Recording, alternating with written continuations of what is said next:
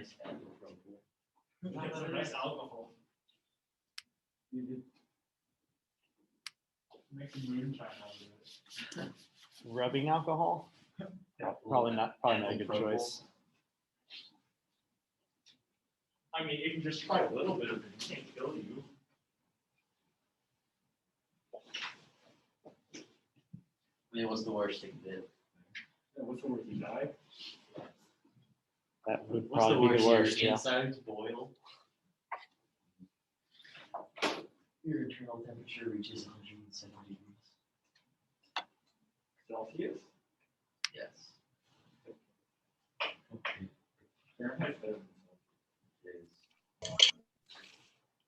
Imagine having to determine the temperature with only 30 degrees, like between 0 and 30. It's just the numbers are like more useful. The numbers that we actually use. Yeah, like 0 to 100 is a lot more. Like That's what you do every day. you can be 0 degrees Celsius and it's like not terribly cold. Yeah. But then you can go 0 degrees should be like very cold. Oh, yeah, I mean, like. But doesn't it kind of make sense that 0 would be freezing? Yeah, but like in daily life, you But, like- experience from 0 to 100. Yeah. Isn't The that what whole- Celsius the is? whole- 0 is The freezing, whole right? water freezing Yeah. thing should not be the model. No, but like for daily It's a life. super Well, yeah, sure, important I don't concept. care. I don't for care. life on Earth. What Fahrenheit is the model? No, but for like daily life, you experience in Fahrenheit 0 degrees and 100 degrees. That's reasonable. to Because the You Fahrenheit is scale based 0 to off 100 of on units. everyday temperature. But then for Celsius, it's like. But it's like, it's arbitrary. What's, Yeah, It's Celsius. 0 to 100, so it's. Yeah. Can you help me with my homework problem? You want to do decimals even. To determine temperature.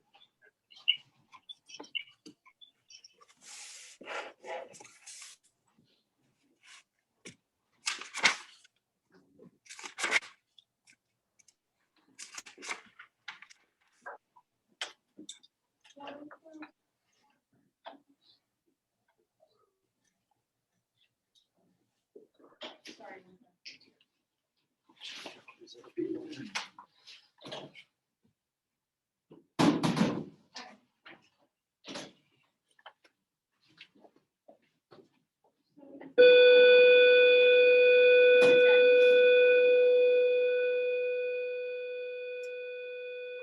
We're missing one. So it's saying if U is perpendicular to B and W, you're perpendicular to linear combinations of B and W, which means it'd be perpendicular to like 3B plus 4W and 5B minus 7W.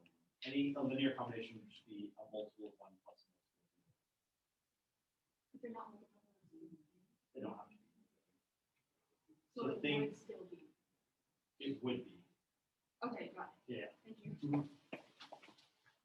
Only for that homework was the reason that the question before that falls was because the 0 vector is perpendicular to like. I was thinking higher, like anything more than 2-dimensional, but Could it be like they're on different planes? and Yeah. they're skewed or something? that's kind of what I was thinking. I was thinking that. But sure, 0 vector works too. Yeah, I was more thinking like, Yeah. Yeah. Okay, thank you. all right. Yeah. I hope you guys had a good unexpected long weekend with the snow day. We have another long weekend coming up this weekend for Martin Luther King Jr. Day. So all I did to adjust the schedule was I eliminated a MATLAB that was later in the 9 weeks. So I think we'll only have 2 this 9 weeks. I was all excited that we were actually going to get to 3, and we're not anymore. So we're going to get 2. We were going to have kind of one of our group bonus things this Friday. I moved that to Tuesday so that we could get through the 3 lessons we were supposed to get through this week. So we'll do a lesson today, tomorrow. We do still have kind of our tutoring math break day on Thursday. And then Friday we'll do lesson 6. Next week we'll have lessons 7, 8, and that group bonus. And then the next week we'll have lessons 9 and 10. And that's the last lesson before our first test. So we still have a couple weeks left. but be thinking as lesson 10 gets closer, that's our last lesson before that test. I also updated the calendar on Google Classroom, on Google Calendars in, it's lit in Google Classroom. It's also on the class website if you guys need to see what's kind of coming up and what's been changed. Your first problem set is due at the end of the day on Thursday over last week's information. So if you haven't started, that's coming due towards the end of this week. But remember, we're already on Tuesday. So today we are doing inverses of matrices, which I think you might have seen very briefly in Algebra 2 for like one day, probably only with 2x2 matrices. So this may be somewhat of a review, but I mean, from a long time ago of stuff you haven't really used since then. So probably not stuff you remember. All right. So, all right. So think if we have an inverse, this would be really useful in solving an equation. So think like with basic algebra and maybe even pre-algebra. If I had the equation 5x equals 15, and I was trying to figure out what is x, we would solve the equation by doing something to both sides of the equation. You might think of division. We don't really have division in matrix arithmetic. So we would have to use multiplication. So think instead of like, we could multiply both sides by 1/5. Okay, the 1/5 and the 5 multiply and leave a 1, which is the multiplicative identity in normal arithmetic, right? 1 would be our identity, which means we'd have x equals 1/5 of 15. So same thing here. If we have an identity, an inverse, a multiplicative inverse for A, if we have this equation ax equals b, if we could find that inverse, we multiply both sides by the inverse. Just like with normal arithmetic, the inverse of a times a leaves the identity. In this case, not 1, but literally identity I. But I times x is the same as like a 1, so that'll leave us x equals the inverse of a times b. Okay, and that would be our solution. That would be what x is. That's our unknowns. So this is one way of solving a system of equations, is if we could find an inverse, multiply by the inverse. And that's like dividing by 5 or whatever in solving a simple algebra equation. If we know that inverse, we can do this. This is great, except there are certain times where A doesn't have an inverse. There's also, finding the inverse is not always very easy. So while this is a useful method, it's not necessarily the only one, and it's not a foolproof one. So we'll go over kind of how you can use it. It is useful, but we will have other methods that we'll go into, which is why there's 10 lessons before we have a test. All right. Quick review. We can add matrices if their dimensions are the same. So adding matrices is just like adding vectors. Right? If I have like a 2x3 matrix and I want to add another 2x3 matrix, I will end up with a 2x3 matrix. And each element in kind of my answer here just comes from adding the corresponding numbers from the other matrices. Matrix addition is very simple. It's just like vector addition. You just go and you add the first elements, that gives you your first one. Add the second ones, that'll give you your second one. Add the third ones, that'll give you the third one, and so on. You have to have the same dimensions that you're adding, and you will end up with a matrix of the same dimensions. You can multiply by a scalar. Again, very similar to multiplying a vector by a scalar. You would just distribute that scalar throughout the whole matrix. So if I have like a scalar times matrix A, I just take that scalar and I distribute it to every single element in A. And then the more difficult operation is multiplying. Okay, if we want to multiply, we've been over this before already, but if I multiply A times B, the number of columns in A should be the same as the number of rows of B. So if this is 2 by 5 and this is 5 by 4, they can be multiplied because the number of columns of A are the same as the number of rows in B. Those numbers need to match. The result will have the same number of rows as A and the same number of columns as B. That would tell me my answer will be 2 by 4.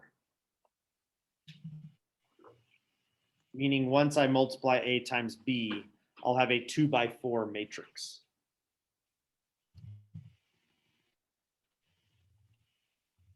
So just make sure you're starting to get those things down as we're doing examples, as you start to see them in your problem sets, multiplication, because that's going to be kind of the basis of the majority of the course, is that you can kind of multiply. This is about as hard as the actual arithmetic gets.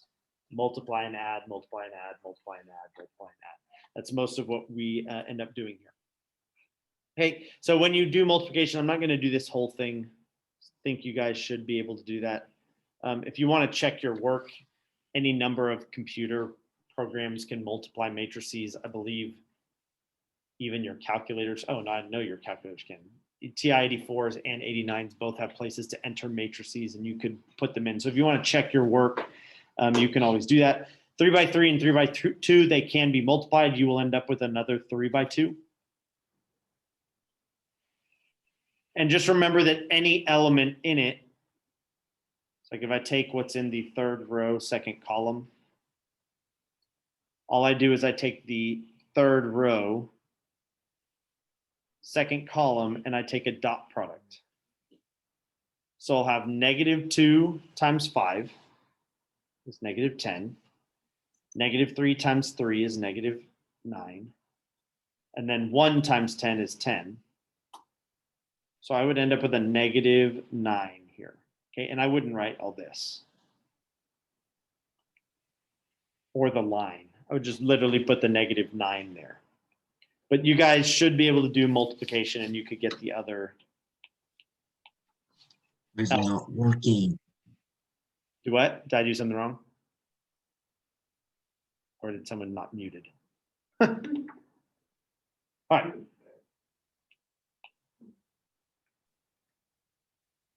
Oh, my connection is unstable. Can people at home hear me? Nobody's got their camera on, so I can't see you. Yeah, I can hear you. Yep. We can hear you. Okay, thank you. All right. Matrix addition behaves just like you would think. It's obviously going to be laggy because my internet connection is unstable. So matrix addition. First connected on Properties of Confederate apologists. Oh, now someone's not muted. What? Why is this crap? All right. Addition pretty much is exactly what you would think, like from when you learn about addition in like first grade or kindergarten or whenever you start learning addition. Order doesn't matter. 2 plus 3 and 3 plus 2 are the same. Well, when I add matrices, the same idea is going to be true there.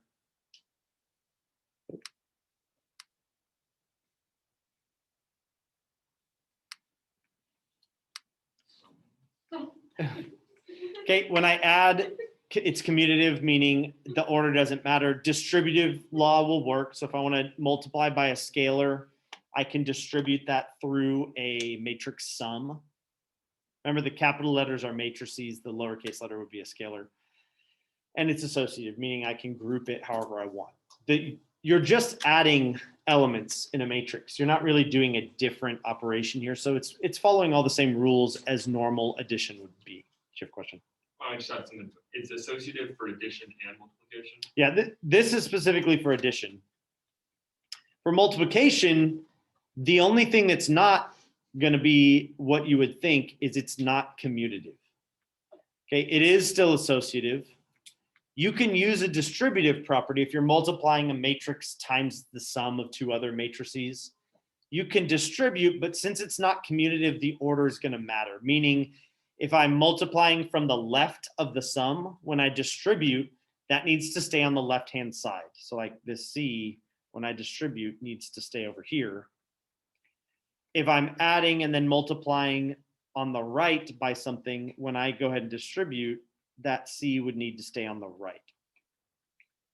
So you can distribute, it's just that order matters, so you don't just want to put things wherever you want. It needs to kind of stay in that same order. And then it is associative, but same idea. Don't start grouping things how you want and then mixing up the order. Okay, if I notice that when I'm multiplying A times B times C, and B times C is easier to multiply first, do that one first, then multiply by A, but make sure the BC stays on the right-hand side. Whatever you got by multiplying B and C would have to stay to the right of A. So you can associate the main thing that's going to cause weird things in multiplication is that it's not commutative. Even though it's not commutative, sometimes you may happen to get the product being the same. The first one would be the identity. Okay, multiplying from either side by the identity will not change A. So yeah, technically that'll look like it's commutative. Other times there are matrices you may multiply together and they end up being the same thing from the left or the right. Does not mean the commutative law is true. It means it's not true. True means it would be true for everything. Okay, so if there are some exceptions, it's not a law then. So here it's not true for matrix multiplication, but like the identity, doesn't matter which side you multiply the identity. It's not going to change anything. It's going to behave like one. Like, how would you apply that? So when we are solving things, and I'll kind of do some more with this later, but say you're trying to solve, super annoying that it's going so slow. It's not showing up. Let me unshare and share again. Maybe it'll fix it. Sometimes that helps.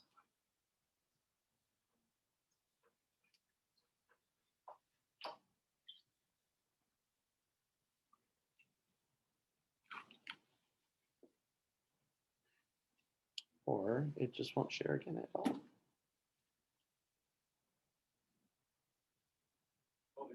Oh, there it is. All right. So say you have like a more complicated equation. The idea here is usually like if I'm going to multiply on both sides of the equation, say I wanted to multiply, get rid of the A, I'd multiply by the inverse from the left. Here I'm going to have to multiply on the same side. Like if I'm multiplying from the left by A inverse, on the other side to do the exact same thing, it would also have to be by the left. Okay, if I want to multiply both sides by something like the identity, it wouldn't matter, right? I could do this on both sides. It's not going to change anything. Whether it's from the left or the right is all that this means is it does maintain that equality where normally AB times BC, or sorry, BA is not the same. I is the identity matrix. So I is 1 0 0 0 1 0 0 0 1 or whatever size there is there. Yeah, this is the identity matrix. Identity times the identity is the identity as well. Yeah, identity won't change anything you multiply it by. Okay, so the rest of the class we're going to spend mostly on the inverse. Okay, in the inverse, think like 1/5 is the multiplicative inverse of 5. When we're talking about a multiplicative inverse, we're talking about the thing I multiply by to get the identity. So like in arithmetic, the multiplicative identity is 1.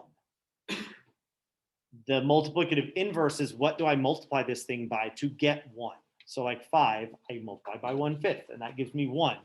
With matrices, I'd be trying to figure out what matrix do I multiply by to get the identity matrix.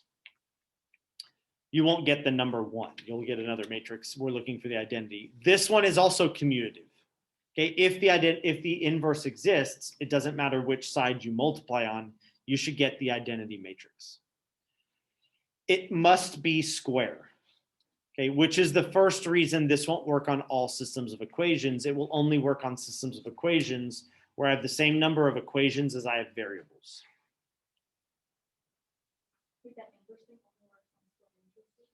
There is only going to be an inverse if it's square. So A has to be square. to have an inverse.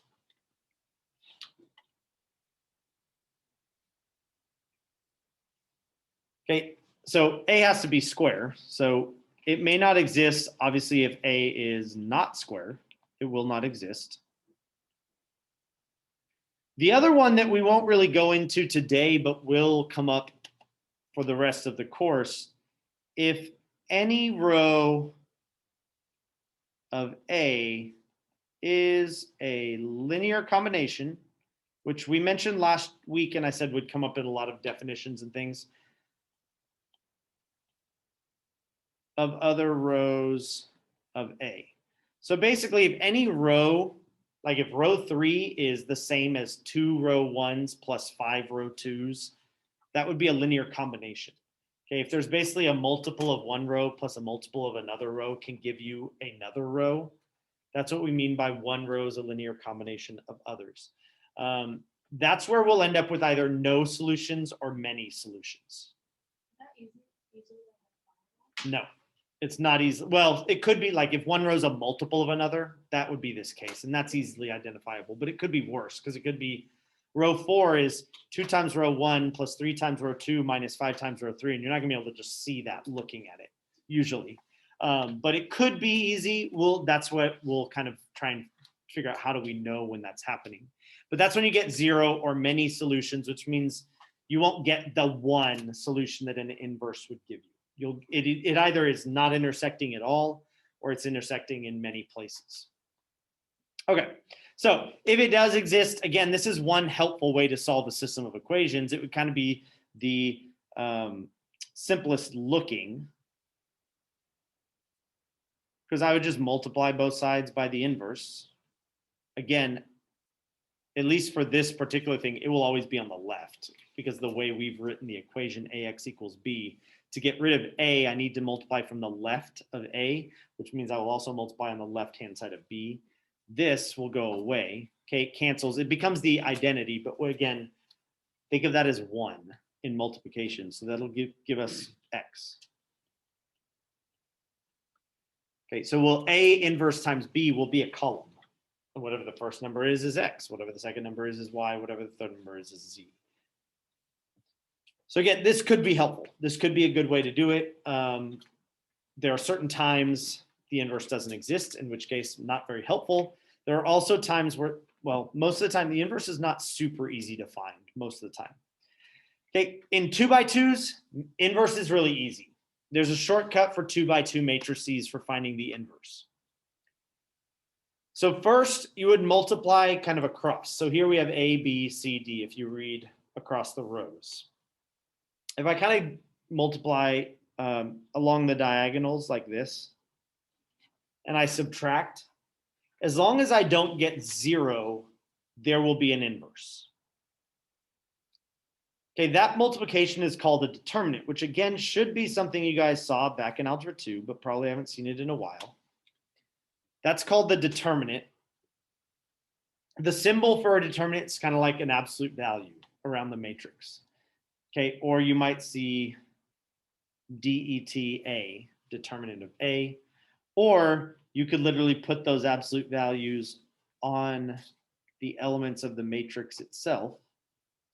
Those are all ways to indicate a determinant. Okay, that's a number, not a matrix. Okay, it's kind of like thinking of the magnitude of a vector is a number. Here, this is AD minus BC. And we'll go more into determinants later when we're going to look at determinants for larger matrices. This is part of the shortcut for finding an inverse for a 2x2 matrix. Yes, yeah. Determinants is like what we do when we do the cross product, exactly. So inverse of A,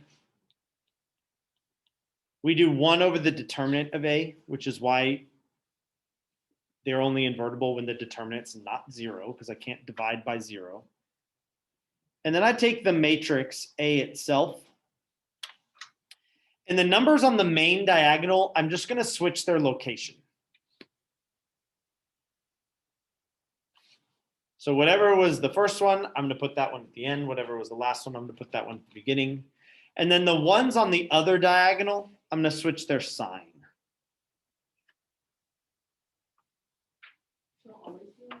For a 2x2 matrix, that will always find you the inverse. If you ever end up with a determinant that is 0, that means there is no inverse.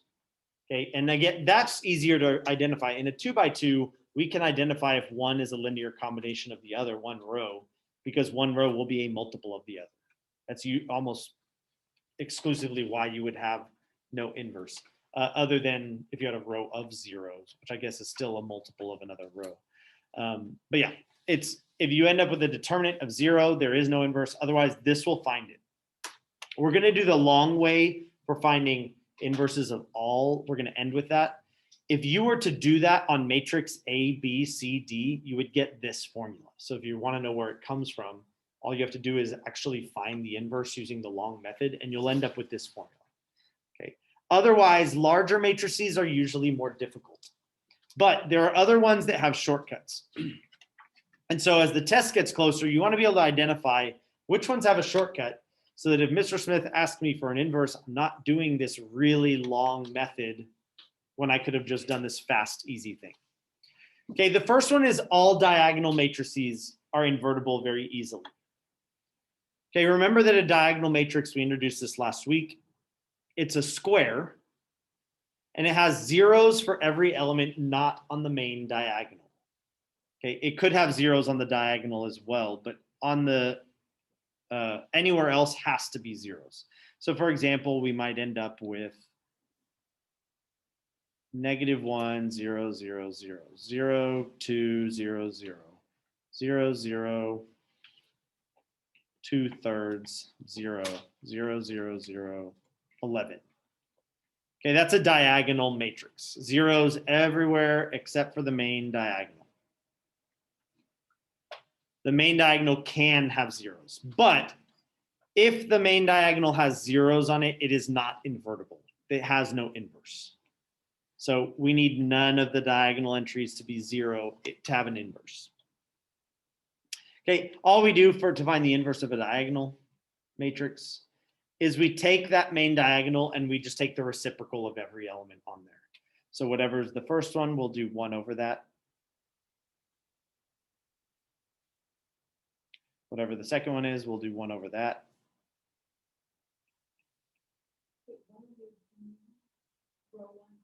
Yeah, 1 over this number, 1 over this number, 1 over this number.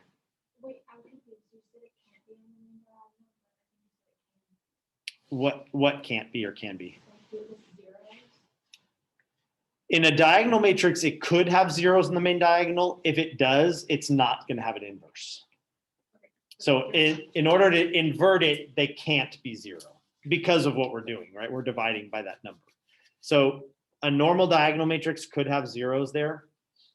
If you ever see zeros on the diagonal, there is no inverse of a diagonal matrix.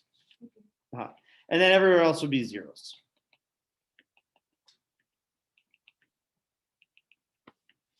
Okay, you'd fill in the rest with zeros. So for like our example here,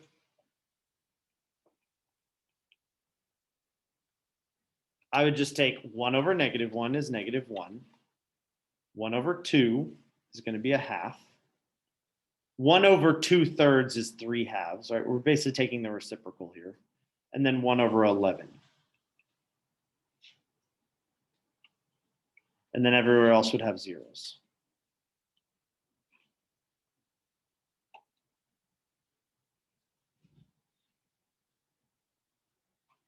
And then if you wanted to make sure that this was true, you just take D times its inverse, and what you should get is the identity matrix. So just look, like row 1 times column 1 is going to give you 1. Row 2 times column 2 is going to give you 1. Row 3 times column 3 is going to give you 1. And row 4 times column 4 is going to give you 1. Any other row times any other column is going to give you zeros, right? So this will end up being the identity. If I take 0, 2, 0, 0, and 0, 1/2, 0, 0, multiply, I'll get the 1 in the 2, 2 spot. Okay, so diagonal matrices, easy to invert. Really quickly, you could do an inverse of any diagonal matrix or tell me that it doesn't exist. Okay, if A and B are invertible, the product will also be invertible. Invertible meaning having an inverse. Okay, whenever you see that, that just means there is an inverse. So as long as A and B have inverses, the product will also have inverses. But it's not just, you can't distribute the inverse. So the inverse of the product is not the same as the product of the inverses. I can't just distribute it and say this is A inverse times B inverse. Think what we have done, the inverse is undoing. And you want to undo it in reverse order. So if we look at that example that I was kind of doing earlier, if we want to get X alone, so slow. There we go. If you want to get X alone, the first thing we'll have to do is deal with the A. I can't deal with the B if I'm doing A, B, X. Can't deal with the B yet because it's sandwiched between two other things and order matters and I can't just rearrange it. So first thing I would do is I'd multiply both sides by the inverse of A. That would cancel the A part out. And then I'd have Bx equals the inverse of A times lowercase b. Should have left some room there. So slow. Oh, there we go. And now I could deal with the B by multiplying by its inverse. Again, has to stay on the same side, so I'd be multiplying from the left-hand side on both of those times. That would cancel the B, and now I'd have X inverse, or X equals B inverse times A inverse times vector B. So notice I didn't multiply by A inverse B inverse. I would have multiplied by B inverse A inverse. When you kind of distribute, if you want to know the relationship between the inverse of the product and the product of the inverses, it would reverse the order. So if I were to go ahead and solve and multiply by the inverse of the product of AB, it would be the inverse of B times the inverse of A. And if you had a bunch of them and you wanted to do the same thing, it would just be undoing it in reverse order. So think whatever you did last is what you need to undo first. Okay, and then you need to kind of go backwards when you're undoing what you've done, which is what the inverse will do. Okay, it's going to undo what's been done. So just make sure if you kind of want to distribute, again, it's not really distribution, but the idea of like kind of distributing the inverse, it's going to reverse the order. This shows up also in like proofs and like, why is this true? When we learn other formulas and stuff, and it's like, well, why does that work? This kind of is something that'll show up in how we show proofs and things. Okay, the last ones we're going to go over that are really easy to invert are any that we know what they do. Okay, so think our elimination matrices, we know what they do, so we can try and think how would we undo it, which is again what the inverse would do. It's like this, this matrix will subtract 5 times row 1 from row 2. Okay, of any matrix we multiply by. If we took this thing and we multiplied by matrix A, it's going to take 5 times row 1 and subtract it from row 2. So if we want to know, well, what would be the inverse? We just want to know, well, how would I undo subtracting 5 times row 1 from row 2? I would add 5 times row 1 back to row 2, and that would get me back where I started, right? That would undo what was done. So with our elimination matrices, those are another one that are really easy to invert.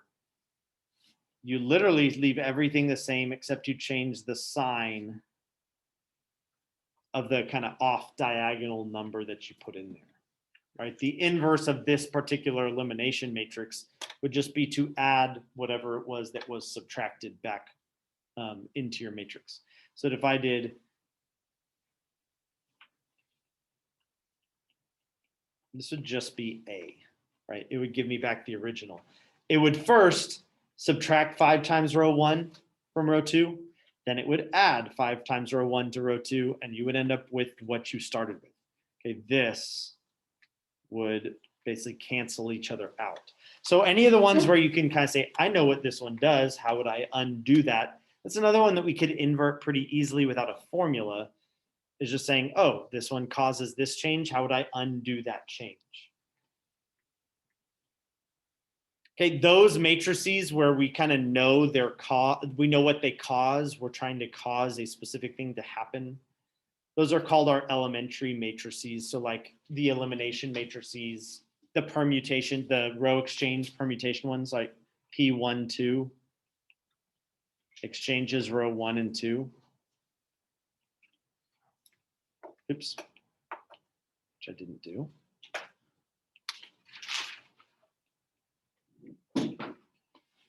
So if we took something and we're like, okay, well, I know when I multiply this, it exchanges row 1 and row 2. How would I undo that? Well, I would just exchange row 1 and 2 again. Right? That row exchange is its own inverse. If I exchange row 1 and row 2 and then do it again, I end up with the original.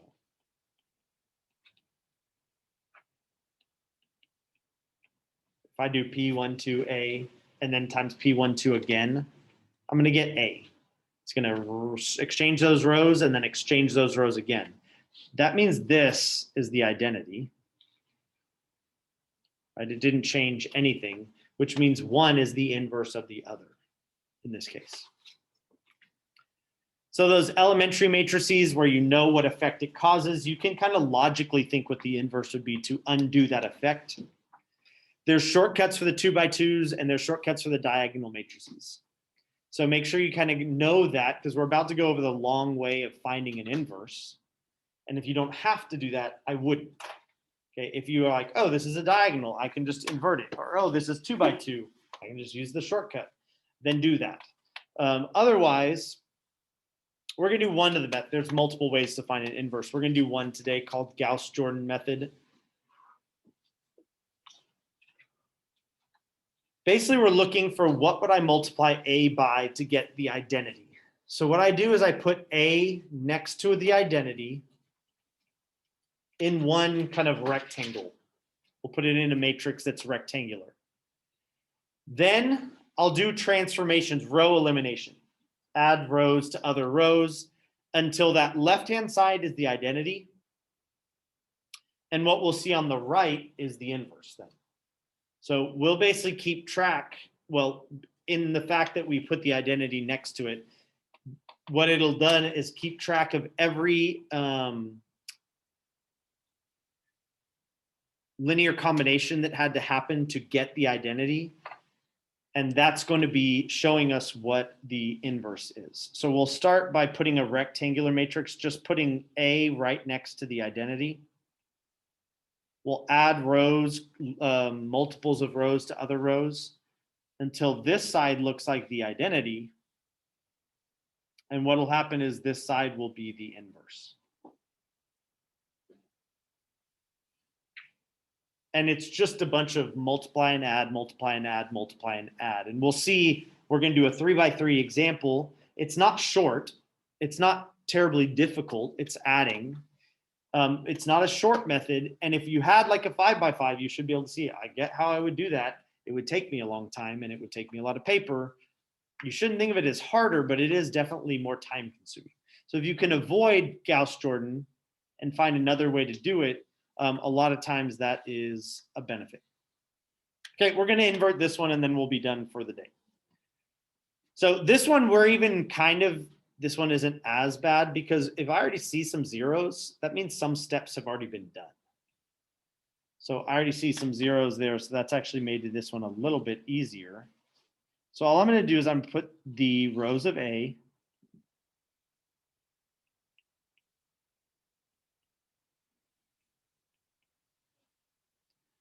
next to the rows of the identity.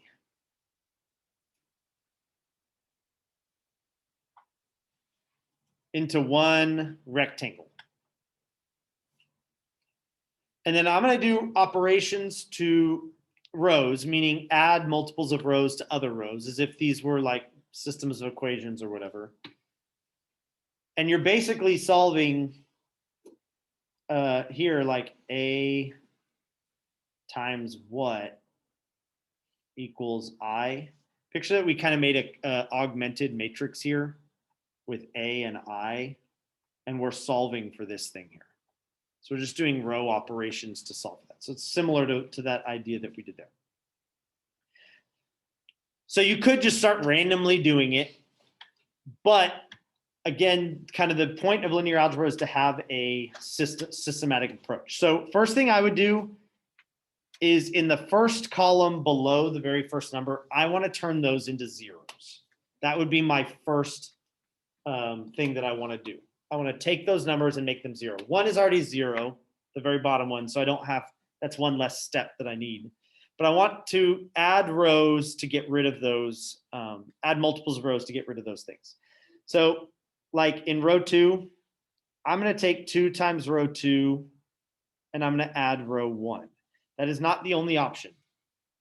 Right? You could take half of row 1 and add it to row 2, in which case you'll introduce fractions, which we will eventually have to do. I prefer to leave it till the end.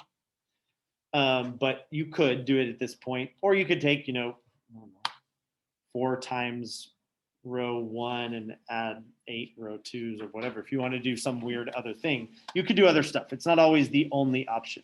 But I'm going to start by trying to deal with those numbers in the first column that need to be 0. So first row will remain unchanged. And then I'll have -2 plus 2 is 0. I'll have 4 plus a -1 is 3.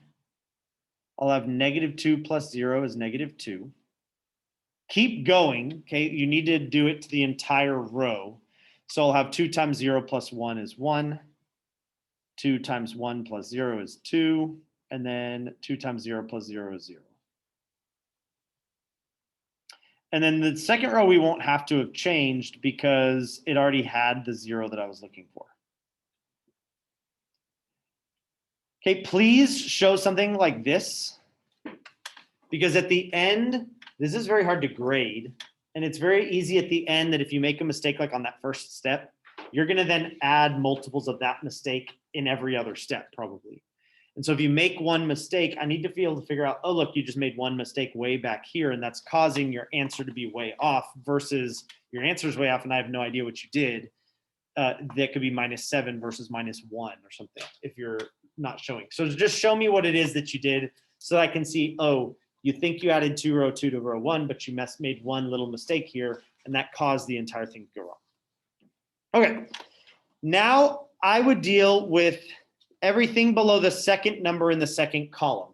So think we're kind of trying to get the bottom triangle to be 0. Just like it is in the identity, that's what I would attack first. So in the first column, everything under the first number. In the second column, anything under the second number. And if it was large, in the third column, everything under the third number. In the fourth column, anything under the fourth number. Try and go from making those things 0.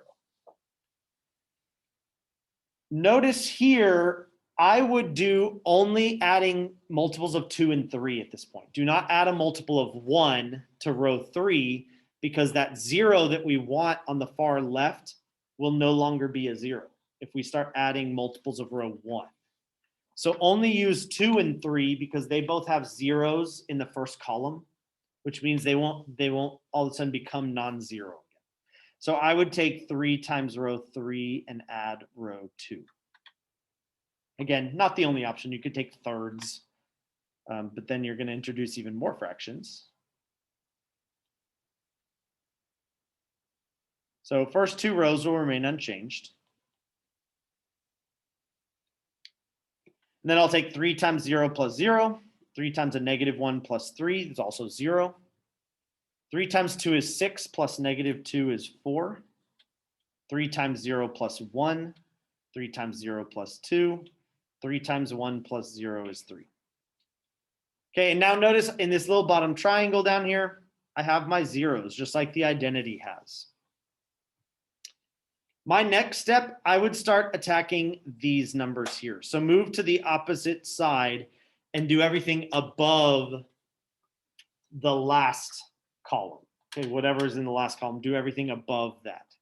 Because now I have this number 004, where I could take multiples of that, add it to any other row, and all I'm going to do is change what's in that very last column. Right? I've kind of solved to where I've got that thing down there that I can do that with. So I could take, for example, 2 times row 2 plus row 3, and that'll get rid of that number. Again, we already have a 0 in one of the other spots, which saves us needing to deal with that. So I'll have 2, -1, 0, 1, 0, 0. So I have 2 times row 2 plus row 3.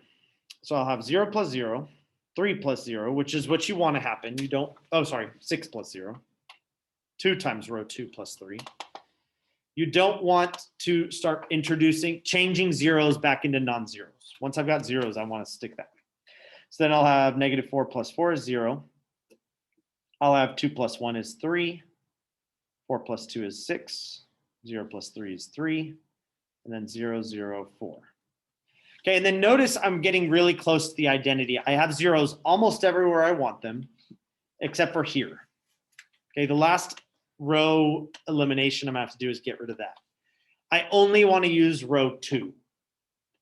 Because again, I have zeros where I want them otherwise. So I'm gonna take 6 row 1 plus row 2.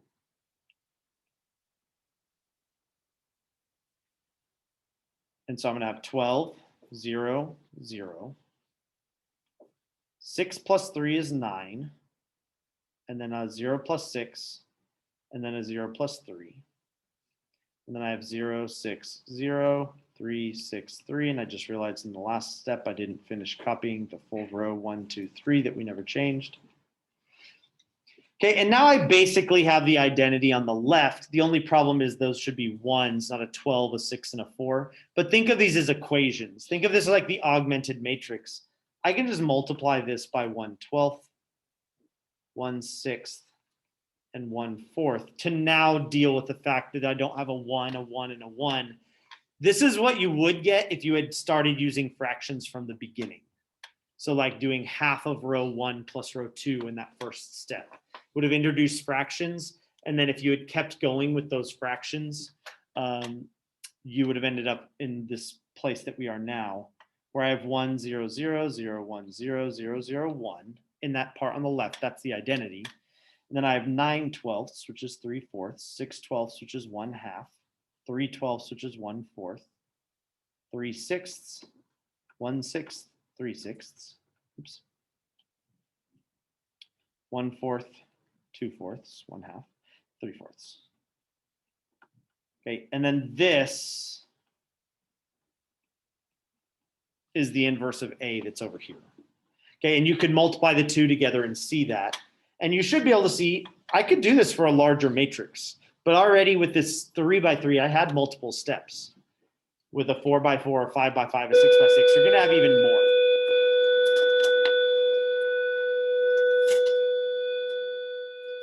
Okay, this is what's called reduced echelon. Somebody pointed this out. It should say echelon, not epsilon. Reduced echelon form. That just means the first non-zero number in each row is 1, and everything under that would be 0. So I go across this row, I hit a 1, below it are all zeros. Go across this row, I hit a 1, below it are all zeros. Go across this one, I hit a 1, below it would all be zeros. Okay, that's going to come up in other definitions later, but I'll go over that again, so don't worry too much about that. That's called reduced echelon form. It's a simplified form. Okay, but that's Gauss-Jordan finding inverse. All right, you guys have a great rest of your day. I will see you guys tomorrow. And yeah, that's it. So you look at everything. Bye, thank you. Yeah, and just whatever you do to one row, you have to do the whole row, but you don't have to do it to the whole matrix. But that's just how you tell the fractions. Like, you make it Yes, one. yeah, I just wanted this to be a 1, 1, 1, so that this is identity.